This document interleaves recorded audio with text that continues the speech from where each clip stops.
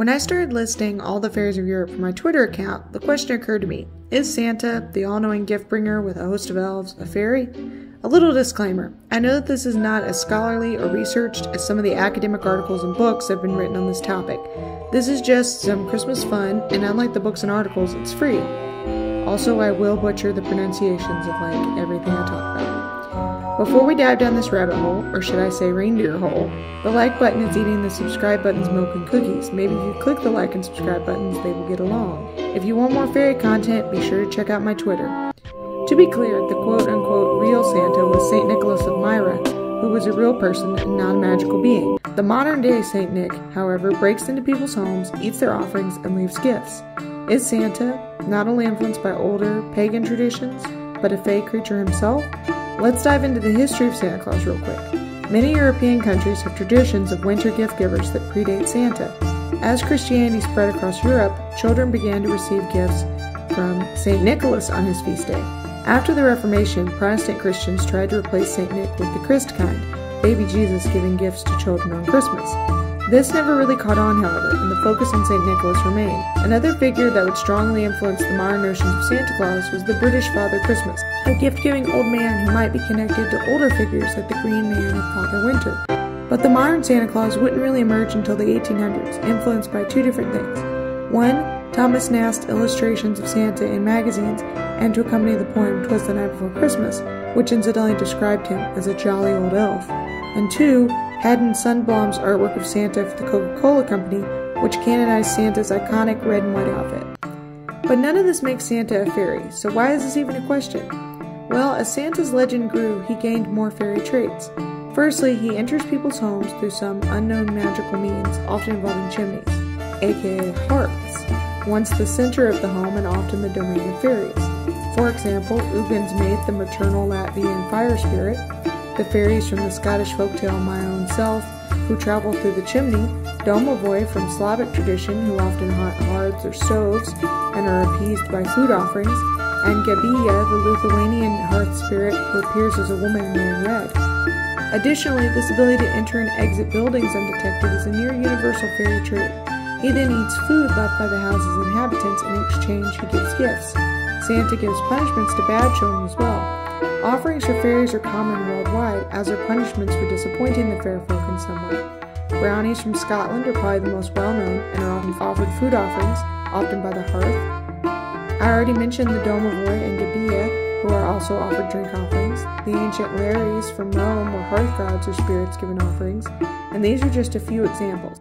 Santa also has close associations with elves, magic in general, animals, namely reindeer, the sky because he flies through it, and, as is the case for many fairies, time does not pass for him in the same way it does for humans, enabling him to both make toys for all the children on Earth in a year and deliver them all in one night. Santa Claus is also immortal, appearing as an old man eternally.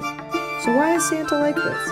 There's honestly no clear answer, and I am neither a historian or an anthropologist, but I can cover some of the mythological tradition that may have influenced the creation of the modern Santa Claus. Many of the fairies I mentioned played a role, and the fact that by the 1800s when the contemporary Santa was created, many of the religious traditions had become children's stories paved the way for Santa to become a kind of children's religious cult. There are two other main influences I want to talk about, Sami shamanism and Befana, the Italian winter gift giver. Why Sami shamanism? It all has to do with psychedelic mushrooms and reindeer urine. The Sami people are an indigenous group whose traditional homeland is in the Arctic Circle. Reindeer play a central role in their religion. In the winter, the reindeer eat a type of mushroom called Amanita muscaria, or fly agaric, red and white mushrooms traditionally associated with fairies. These mushrooms are highly psychoactive and toxic, but the Sami shamans learned that by drinking the urine of the reindeer who had consumed fly agaric, they could get a high, which was part of their shamanic practices. So in the winter, near the North Pole, the Sami shamans, who may have dressed in red and white, drive their reindeer-pulled sleighs from home to home, entering through the chimney rather than the snow-blocked door. They drink the psychedelic reindeer urine and feel like they are flying reindeer. And they give gifts of healing and or psychedelic urine to the people. So a red and white gift giver with reindeer at the North Pole. Sounds very Santa-like to me. The other influence I mentioned was Befana, who comes from Italy and whose origin is unknown. Her name may have come from a mispronunciation of the Greek word epiphania, or epiphany, because she gives gifts on Epiphany's Eve. Alternately, her name may come from the Roman goddess Strina, or Strinia. Gifts are given on New Year's in her honor. Befana is an old woman who gives good children gifts and bad children coal or a stick. The household she visits leave her offerings of food and drink. These traits, old age, gifts for good children, coal or sticks for bad, and food and drink offerings, are all part of Santa's lore, as well as that of other figures associated with him. Now I want to focus on his elves for a minute. Santa is almost always depicted as larger than the elves. Sometimes he is an elf as well, but usually he is either explicitly identified as human or he's never stated. This ambiguity honestly works in favor of this argument. Many fairies defy easy categorization. The elves themselves are more like leprechauns or other maker/builder type fairies. The fact that they seem enslaved by Santa, or at least can't leave the North Pole, and live to make toys, is similar to some European folktales, like the elves and the shoemaker, the dwarfs in Norse mythology, or the Malachite maid, who had a magic workshop in the Ural Mountains, part of which touches the Arctic Ocean, where Santa lives. Interestingly, the elf on the shelf is probably where we can see some of the clearest influences of fairy superstition on the modern Santa myth. An elf supposedly lives in your house, watches your behavior, and moves around at night when you're not watching. Let's break this down. Elves, or the fairies that live in your home, are nearly universal. Fairies who watch you and judge your behavior are also common. Perkta from Alpine lore gives gifts to good children or gruesomely murders bad children. The Yule lads from Iceland demand children fill shoes and candy for them on the 13 nights leading up to Christmas, and if they don't, the lads fill the shoes with rotting potatoes. Bogeymen who take many forms across Europe punish children who don't behave, and the Cailleach of Scottish Gaelic fame requires an effigy be made of her and cared for every winter, as well as hospitality should she come to your home. And of course, many fairies are associated with the night and avoid being seen by humans. In some parts of Europe, the Fae can only be seen by those who have the sight, look through seeing stones, or have magic ointment put in their eyes. But elves are not Santa's only companions. Santa's most well-known companion is his wife, Mrs. Claus, but she has few fairy traits and is largely a modern invention. Santa has other, darker companions that I want to focus on. Nesh Ruprecht, Krampus, Belsnickel, Warty Pete, and Per Foueta. These characters all hail from Europe and are shockingly dark co-workers for Jolly St. Nicholas. Nesh Ruprecht is German and his name translates to farmhand or servant Rupert. He is accompanied by fairies and beats naughty children but gives good children gifts. Jacob Grimm associated servant Rupert with kobolds and elves. Sometimes Santa and servant Rupert are also accompanied by Krampus. It's in exploring the Alpine monster Krampus that things really get interesting. I will be revisiting Krampus when I talk about Santa's reindeer in a bit. You see, Krampus is a horned goat demon that inexplicably travels with Santa. He carries chains that supposedly symbolize his damnation. However, it seems likely that Krampus is a pre-Christian tradition that persisted post-Christianization, and his chains may have been added, or may symbolize something else entirely. He also carries a sack with which to carry naughty children off to hell, as well as birch branches to beat children with. See, Santa gives gifts to the good children, and Krampus punishes the bad. Krampus's physical appearance and child-abducting ways are eerily reminiscent of many dark fairies, though. Horns and other body parts, particularly goat body parts, appear on many fairies like fauns, satyrs, and were creatures, and kidnapping children is a fairy staple. The sack, too, is part of a long tradition in Europe of sackmen, boogeymen who steal children and put them in, you guessed it, sacks. Next up is Belsnickel, who comes from Germany too. Germany's big and they have lots of weird Christmas legends. No offense, Germany. Belsnickel sometimes travels with Santa, other times he travels alone, and he seems to merge elements of Santa with Krampus and Servant Rupert. He wears furs like Santa, although they are ugly and raggedy like Servant Rupert, and he sometimes wears a mask with a long tongue like Krampus. He carries a switch in his hand with which to beat naughty children, but he also has treats for good children. Up next is Warty Pete, whose name translates to Black Pete, a Dutch character who has racist associations, which I fully acknowledge. Blackface is not, and never has been, an acceptable thing to do.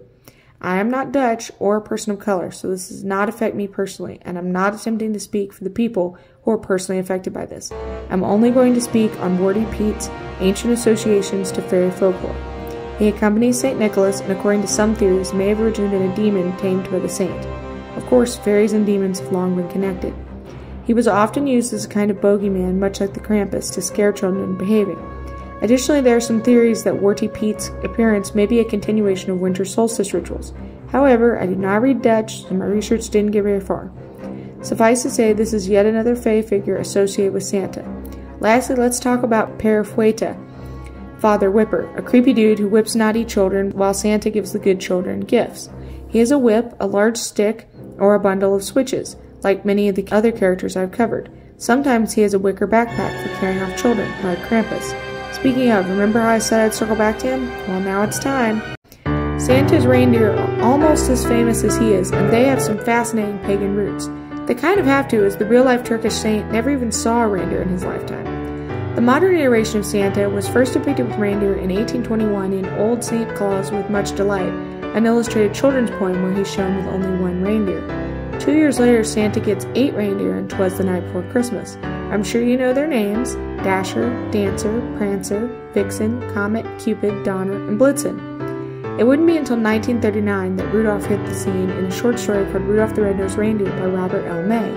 But the possible origin of Santa's reindeer goes way, way back. Remember how I said in 1821 Santa only had one reindeer? Well, put your tinfoil hats on, because Odin traveled on Sleipnir and gave gifts on Yule. Odin is often depicted as an old man with a long beard who wears furs and fur-trimmed clothes, just like Santa Claus. And Sleipnir, like Rudolph, is unique and set apart from other animals. Sleipnir has 8 legs, and Rudolph has a glowing nose. But I said this would connect to Krampus. Here's the connection. Krampus is goat-like, and in Scandinavian countries there is a whole tradition of Christmas-associated goats. This rabbit hole is going to bring in Thor and Donner and Blitzen, believe it or not. Yule goats are an ancient Scandinavian and Northern European Yule symbol, now a Christmas symbol. But what does this have to do with Santa or his reindeer? Quite a bit, actually. Enter Julepucky and his wife Julemori. Julepucky is a Finnish Christmas figure whose name means Christmas goat or Yule goat in Finnish. Julemori is his wife, Old Lady Christmas. Julepucky usually looks and acts like Santa, but he's also depicted as a literal goat man. So goats and Christmas have connections, and those connections lead back to Julepucky or Santa. The Norse god Thor, a son of Odin, had 2 goats, Tongrisnir and Tongnioster, who pulled Thor's chariot. This random factoid is really only relevant when you consider 2 of the well-known names for Santa's reindeer, Donner and Blitzen, which come from Dutch and German words for thunder and lightning. This might be a coincidence, but it is interesting. Donner, Blitzen, and Comet's names also further associate Santa with the sky, like Odin or the fair folk. So what do y'all think? Am I out of my mind, or is Santa a fairy? I think the evidence is pretty good, which is why Santa has earned a spot in my Encyclopedia of Fairies. But let me know what y'all think in the comments section, and have a Merry Christmas.